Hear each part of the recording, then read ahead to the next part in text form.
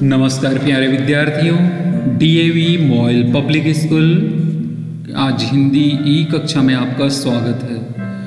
आइए आज मैं आपको आपकी कक्षा 9वीं में पढ़ाने जा रहा हूँ रचनात्मक लेखन के अंतर्गत अनुच्छेद लेखन। आइए आज की कक्षा हम प्रारंभ करते हैं अनुच्छेद लेखन। जैसा कि आप सब पहले भी अनुच्छेद लेखन के बारे में अवगत हो चुके हैं। अनुच्छेद लेखन किसी एक विषय के लेकर संक्षिप्त किंतु बड़े ही स्पष्ट ढंग से हम लेख लिखते हैं, उनको अनुच्छेद लेखन कहा जाता है। कोई एक विषय ले लेते हैं और उस उसमें विषय से संबंधित बिंदुओं को समाहित करते हुए हम अनुच्छेद लिखते हैं। उस अनुच्छेद लेखन में विषय वस्तु से हटकर हम दूसरे अन्य जो बातें हैं उनका समावेश नहीं करते हैं। आइए जानते हैं अनुच्छेद लिखते समय किन किन बातों को ध्यान में रखना चाहिए ताकि आप अनुच्छेद बड़े ही प्रभावशाली ढंग से लिख सकें। अनुच्छेद लिखते समय संकेत बिंदु या रूपरेखा जो दिए होते हैं उनको समाहित करते हुए अनुच्छेद लिखें। विषय से बाहर कुछ भी नहीं लिखना चाहिए। अनुच्छेद लेखन में अनावश्यक विस्तार करने से बचना चाहिए। बातें बढ़ा चढ़ाकर न लिखें। संकेत बिंदुओं को ध्यान में रखकर ही लिखना चाहिए। अनुच्छेद लिखते समय आपकी भाषा सरल हो ताकि पाठक को आसानी से समझ आ जाए। छोटे छोटे वाक्यों का प्रयोग करके हम अपने अनुच्छेद को बहुत ही प्रभावशाली बनाते हैं। अनुच्छेद लिखते समय विराम चिन्हों का विशेष महत्व होता है जिन्हें आपको ध्यान में रखना हो। अनुच्छेद लिखते समय लगभग प्रश्न पत्र में 80 से 100 शब्द के लिए लिखने के लिए कहा जाता है, परंतु आप 100 से 120 या लगभग 90 से 100 शब्द के बीच में भी अनुच्छेद लिख सकते हैं। अनुच्छेद में किसी एक ही पक्ष का वर्णन करना चाहिए जो कि आपको विषय वस्तु दिया गया है। इसके बाद आपको ये भी ध्यान रखना है कि विषय से संबंधित विचारों को आपको क्रमवार लिखना चाहिए ताकि आप विषय से न हटें और उन बातों का उल्लेख करें जो आपको संकेत बिंदु में विषय वस्तु के आधार पर दिया गया है। अनुच्छेद लेखन में मुख्य विचार अंत में अवश्य लिखना चाहिए कि इस अनुच्छेद के माध्यम से आपके निष्कर्ष क्या है। अनुच्छेद लेखन में कहावतें, मुहावरों, सूक्तियों, कविताओं, दोहों आदि का प्रयोग भी किया जा सकता है जो कि विषय वस्तु से संबंधित हो।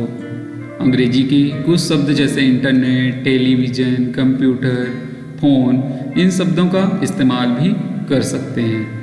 तो ये रहा अनुच्छेद लिखते समय विशेष बातें जिनको आपको ध्यान में रखना है। आइए हम उदाहरण के माध्यम से जाने कि किस प्रकार से हम अनुच्छेद लिखें। एक हमने लिया है विषय काल करे सो आज कर, अर्थात कोई भी काम को करने के लिए कल पर न डालें। इसमें संकेत बिंदु दिया है समय का महत्व, कल का काम आज करें, समय कैसे जीवन को सफल बनाता है, इस विषय पर आपको अनुच्छेद लिखना है। तो समय का मनुष्य के जीवन में एक विशेष स्थान होता है। जैसा कि आप सब जानते हैं कि एक बार जो बीती समय है वह वापस नहीं। आज का काम कल पर नहीं छोड़ना चाहिए क्योंकि कल का काम, कल क्या परिस्थिति हो कोई नहीं जानता। हो सकता है कि कल कोई दूसरा और ज़्यादा आवश्यक काम आ जाए। जो समय का महत्व नहीं समझते अक्सर जिंदगी की दौड़ में पीछे रह जाते हैं। पकी फसल को समय पर न काटे कल पर छोड़ा जाए तो वह कल बारिश पड़ने लगे और सारी फसल नष्ट हो जाए, ऐसा भी हो सकता है। धन, स्वास्थ्य, प्रतिष्ठा आदि को खोकर वापस पाया जा सकता है, लेकिन बीता हुआ समय कभी वापस नहीं आता। समय तो अल्पकालिक है जिसमें नया क्षण तभी मिलता है जब पिछला क्षण चला जाता है। हमें प्रकृति और विभिन्न ऋतुओं से सीख लेनी चाहिए।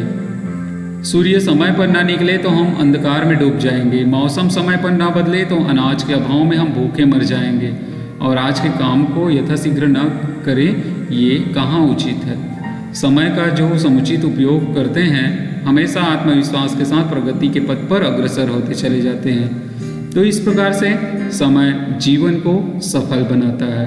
कल के जो काम हैं उनको आज ही कर लेना चाहिए, ऐसे हम एक महत्वपूर्ण अवधारणा बना लें। समय के लिए संत कबीर ने लिखा भी है, यहाँ पर हमने एक दोहा भी लिया है अनुच्छेद में। तो ऐसे दोहे आप लिख सकते हैं। काल करे सो आज कर, आज करे सो अब, पल में प्रलय होएगी, बहुरी करेगा कब। तो इस प्रकार से प्रारंभ में भी और अंत में भी आप दोहे या किसी की कही गई उक्तियों का भी प्रयोग कर सकते हैं।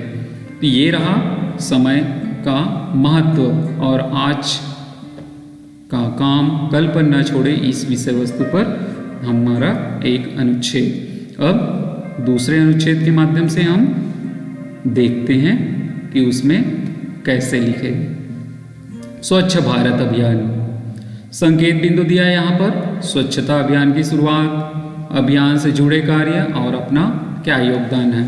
तो स्वच्छता अभियान की शुरुआत 2 अक्टूबर 2014 को बापू की समाधि राजघाट से इस स्वच्छ भारत अभियान का शुरुआत किया गया था। इस अभियान में सरकारी कर्मचारी, मंत्री, छात्र, शैक्षिक और औद्योगिक संस्थानों ने बढ़ चढ़कर भाग लिया। सफाई को सिर्फ अपने घर, दुकान या दफ्तर तक सीमित न रखकर अपने बाहरी वातावरण को भी स्वच्छ बनाना चाहिए। इस स्वच्छ भारत अभियान का मुख्य उद्देश्य हमारे आसपास के जितने भी सड़क, शहर, गांव, शैक्षिक, औद्योगिक संस्थान की सफाई करना। हर घर में शौचालय हो ताकि हम अपने वातावरण को स्वच्छ और सेहतमंद बना सकें। द्रव्य और अवशिष्ट वेस्ट जो पदार्थ हैं उनको कुशलतापूर्वक तरीकों से निपटा सकें। हर घर में स्वच्छ पीने के पानी उपलब्ध करा सकें। इस अभियान को सफल और कारगर बनाने के लिए बहुत सी बड़ी बड़ी हस्तियों ने आगे बढ़ चढ़कर सहायता भी किया। देश के लाखों छात्रों, युवा युवतियों ने अपना योगदान देकर इसे देश के हर कोने में पहुंचाया। तो आपका क्या योगदान है?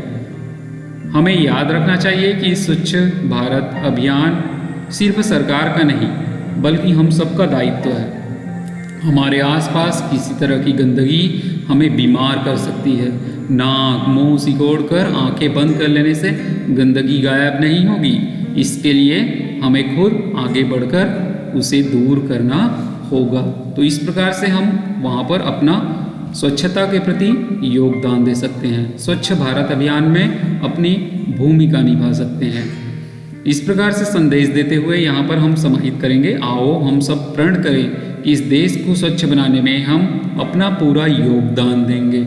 इस प्रकार से ये स्वच्छ भारत अभियान के लिए संकेत बिंदु दिए हैं। स्वच्छता अभियान की शुरुआत, अभियान से जुड़े कार्य और अपना योगदान, इसको ध्यान में रखकर हमने एक अनुच्छेद लिखा, सुंदर सा अनुच्छेद जो पाठक को बहुत ही प्रभावित करता है और उनको भी लगेगा कि हम भी इस स्वच्छ भारत अभियान में जुड़े और देश को स्वच्छ बनाने में अपना योगदान दें।